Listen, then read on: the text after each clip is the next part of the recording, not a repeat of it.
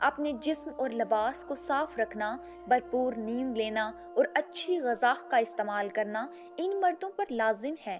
ان کے مطابق ان کا جسم اب ان کا نہیں بلکہ کرشنا کی ملکیت بن چکا ہے۔ دوستو، چونکہ ہندوؤں کے دیوتا شری کرشنا کو رقص و موسیقی بہت زیادہ دلچسپی تھی، لہٰذا ان کی گوپی ہونے کا دعویٰ کرنے والے ہر مرد پر یہ لازم ہے کہ وہ رقص میں مہارت حاصل کرے اور گانا بجانا بھی سیکھے۔ کرشنا کی یہ خود ساختہ گوپیاں ان کا جنم دن یعنی برتھ ڈے بالکل ایسے ہی مناتے ہیں جیسے ایک بیوی اپنے شوہر کا مناتی ہے۔ دوستو، یوں تو ہندوستان میں ایسے بہت سے مرد ہیں جو کرشنا کی گوپیاں بن کر اپنی زندگی اور ان میں درپیش ذمہ داریوں کو نبھا رہے ہیں، لیکن ان میں سے زیادہ تر شہرت بھارتی ریاست اتر پردیش پولیس IGD کے پانڈا یعنی درویندر کشور پانڈا کو حاصل ہوئی ہے۔